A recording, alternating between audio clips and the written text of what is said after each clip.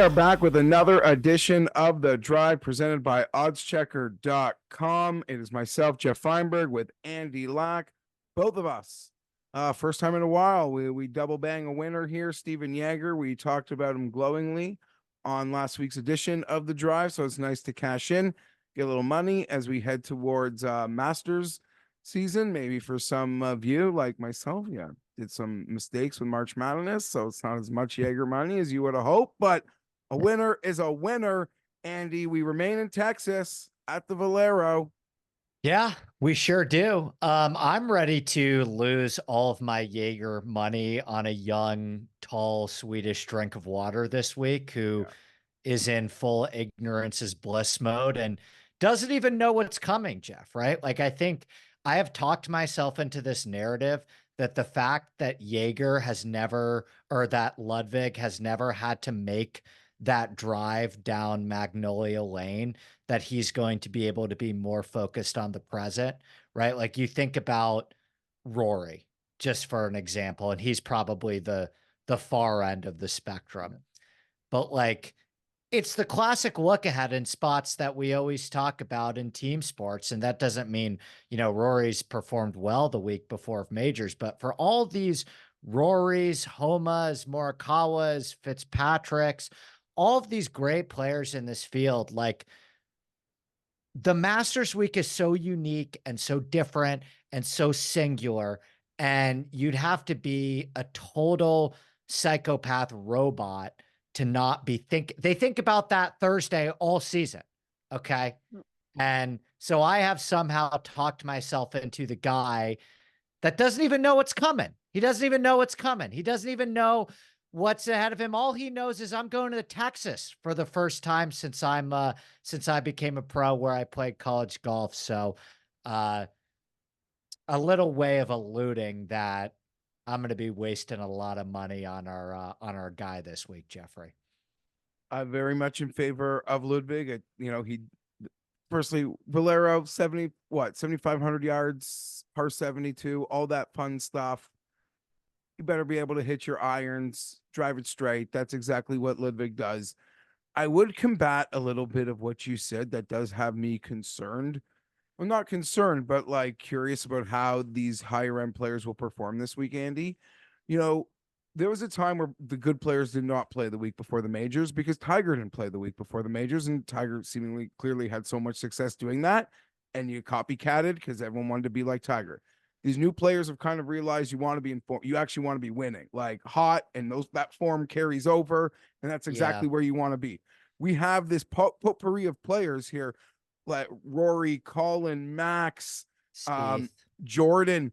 They are not playing well, and they're desperate. Like, they're not here for a tune-up, in my opinion, because they're not playing well enough to afford the thought process of a tune-up because of how important next week is.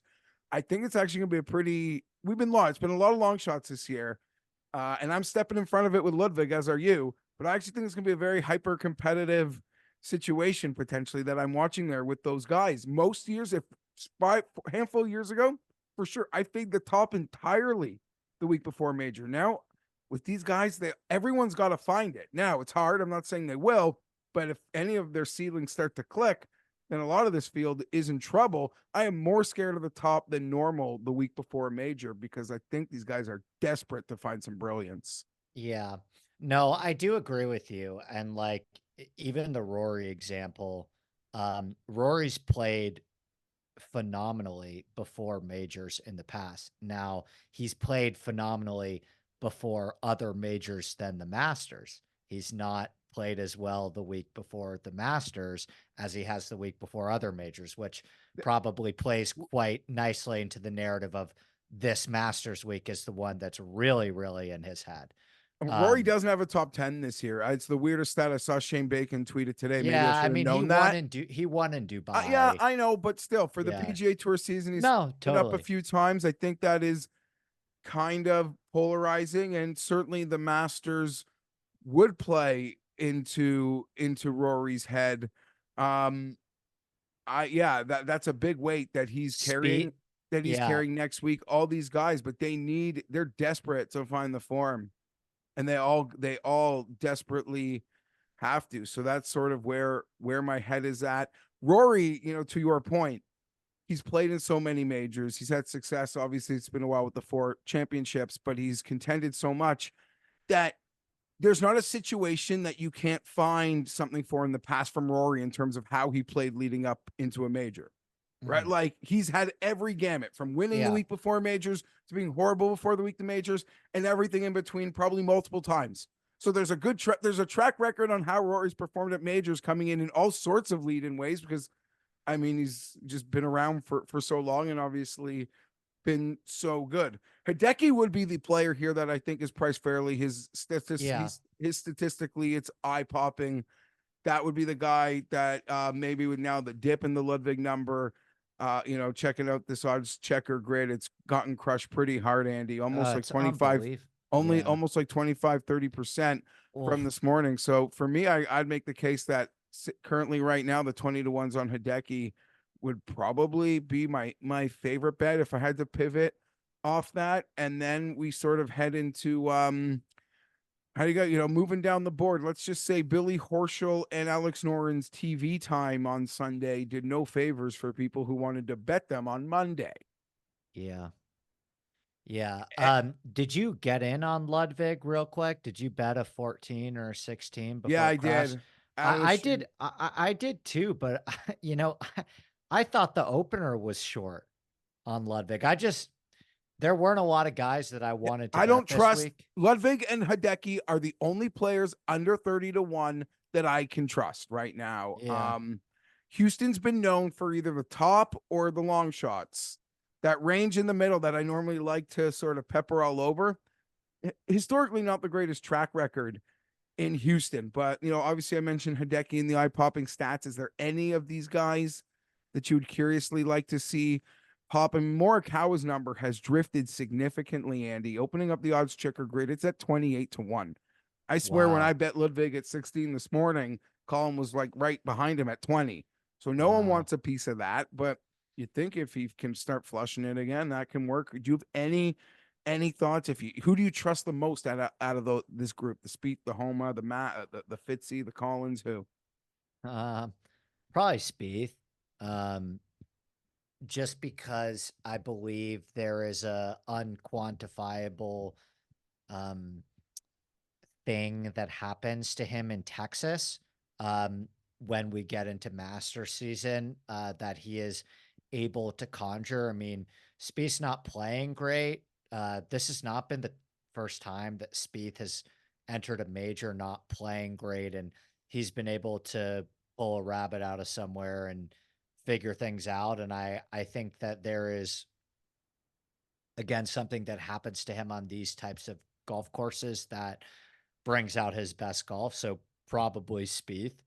But with that being said, who do I trust the most based on my numbers in this range? Probably Corey Connors. Do I think Corey Connors is winning this 3 times and back to back? No, but what is so different between, a guy like Sam Burns at Valero or at Valspar and a guy like Corey Connors at this event? I'm not betting it, but it wouldn't shock me one bit. And then, the Noren thing's tricky because we were both on him last week. Did it last. I'm out. I don't care. Yeah. 30. I will just shake the hand of. I'll be so proud for him because I'm a fan, and everyone who's watched me for a while will know that. But I will shake the hand and congratulate the people who bet him at 30. I will not. I just will not. I added a charity gimmick to it last week, which was nice, and it brought some good karma to my card and us Jaeger backers. But I'm not. I am not. It's just too short. Would you have done it at like 40? Same. I don't know. That's a silly thing. That's a silly thing because sometimes I think I bet golfers, not numbers, but the number is important. Yeah. And just comparatively, I don't really have much interest. Harris English has been flushing it, and he's been in great form, and I could see why he got popular. Billy Horschel in a great place, but chalk Billy Horschel is just not something I'm interested in. In the 30 to 50 range, I've made no bets. Just behind it, though, I have bet Tom Kim, Andy. We've seen plotters have great history here, from the Ryan Moores, the Matt Kuchars, Zach Johnson. Like, there's a place where those guys can succeed here. Kim withdrew from the players, but it was a flu. It wasn't an injury. I really do like the fit. I like the course fit. I could see Sedgefield as a comp. He's a Texas native now, so he could maybe be more familiar than a lot of the non-Texas guys with the wind. So Tom Kim for me is the other bet that I have on the board. Anything in front of Tom or in this range and that you've In played? this, in this range, I bet Mav McNeely Holy, 65 yeah. to 1. Yeah. He's down to 55. I'm still okay with that, I I was suppose. surprised he withdrew last week, or am I reading that wrong? I don't mean Yeah. withdrew like he like didn't even play, like he was going to be in the field and decided I not would to. have expected him to play Houston because he's played really well at that golf course in the past, and he decided to take his chances against He's this striking field. it beautifully, Yeah, and you he's do this often, Andy. You bet guys where I'm like, man, like I like him, but that number's short. Like, who's got the guts to do it? My friend Andy has the guts. The data's telling yeah. him to grab the nuts and have those guts. And I'm proud of you. I love Mav. I just like, damn it, I didn't want that number, but happy to hear you trust it. Well, it's a little Jaeger-esque, right? Where like no one can dispute that he's playing well. He's just never done it. He's never done it before. And But you don't he's want to overrate motivated. recent bad results. Doesn't Jaeger had two recent miscuts in Florida, Yeah. right? Yeah. So Yep.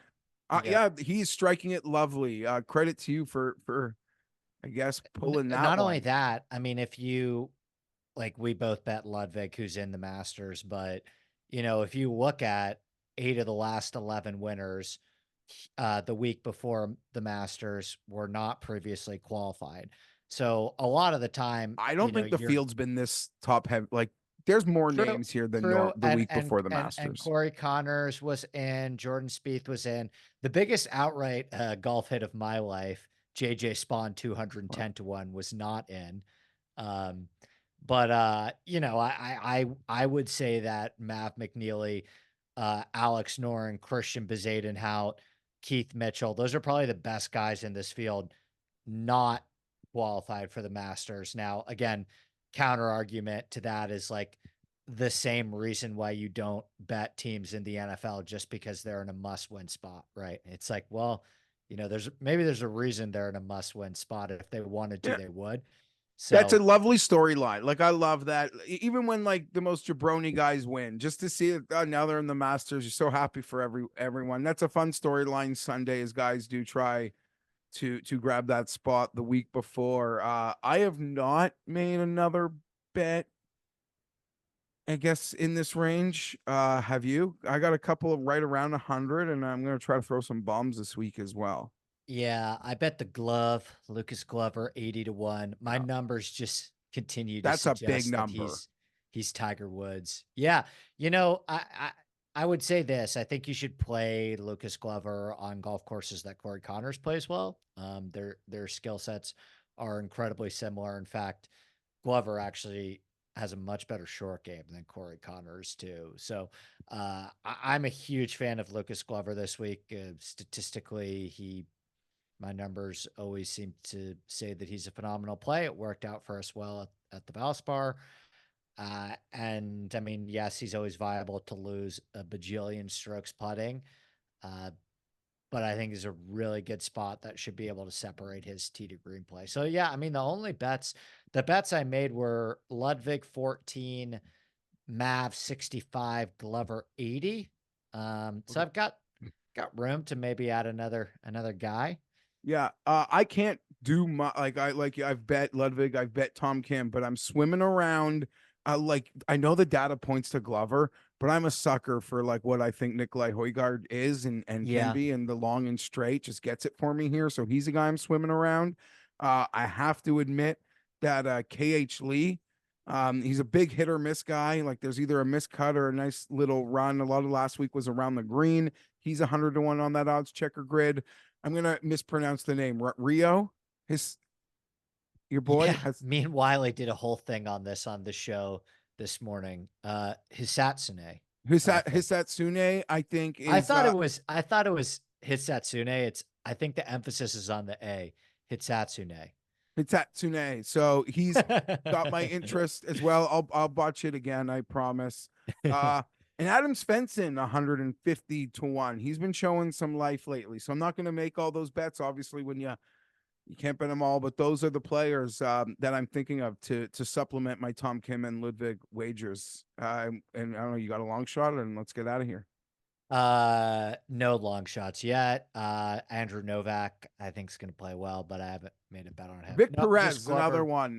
Ran it like just I like him those irons. I feel like I could trust him. He's playing well. He's another guy in that like long shot wheel of losers that I could potentially be spinning. Next week, it's the Masters. Super Yeah. fired up. Can I ask you one question Yeah. before we get out of Ask here? me anything you want, friend.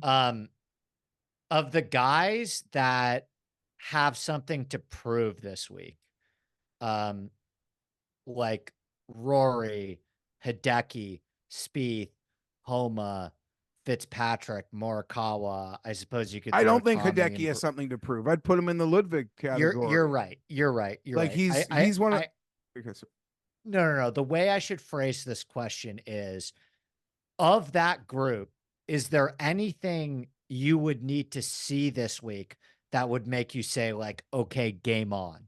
Or do you feel like you're already set in stone with what you think you want to do?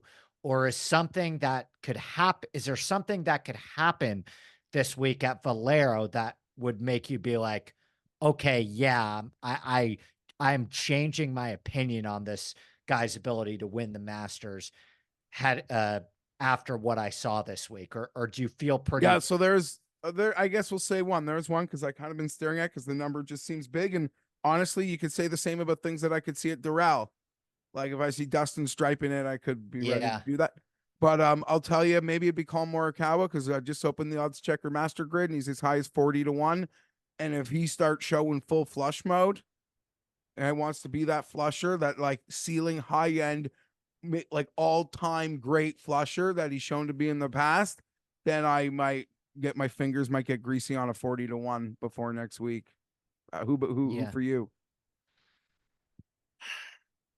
I don't really I'm not loving any of them at the moment either. Yeah, I'm the one I'm the coldest on is Max. Like at least Spieth has his evergreen Masters shtick that you can at least like if you want to back him, you can fall back on. Max would be the one that I'm the most afraid that like really won't have it for the Masters. I'm always circling Rory as a heart play. But to be honest with you, Geoff, I think I'm more in the I don't think that Rory dominating this week is necessarily you think about 2022, he looked terrible at the Valero Texas Open, missed the cut, and then ended up finishing runner-up to Scheffler that year. He never really had a chance to win, but I bet him that one. Yeah, he finished second. Rory winning the week before the Masters would be the most Rory thing ever. It would be great for, I guess, the numbers. It would be the Scotty thing and Rory. And, it would be fun if Rom plays incredible in Doral because he hasn't won on Live yet this year. And Brooks won twice leading into last year's Masters. So at least there was that. Did he really? Did Brooks win twice leading into last year's Masters? I thought he won in Jeddah. And then he won the week before where they played some like dump muni, but he still won. Yeah, you could be right about that. All right, Jeffrey. Yeah. Next time we chat, Andy, it'll be Masters week. It'll be a lot of fun. I'll be there. I'll be coming live from Augusta. Oh, there it is. Andy knows how it goes. Andy does it right. Doing it right. Jealous. Okay. Now I'm jealous of you, Andy. Let's send Andy. Well, no one's going to feel bad for you, buddy, going to the Masters, but let's all catch a winner before then. Best of luck in San Antonio. Friends, and next week it's big time. So hit that like button and we'll see you next week. May the winners be yours.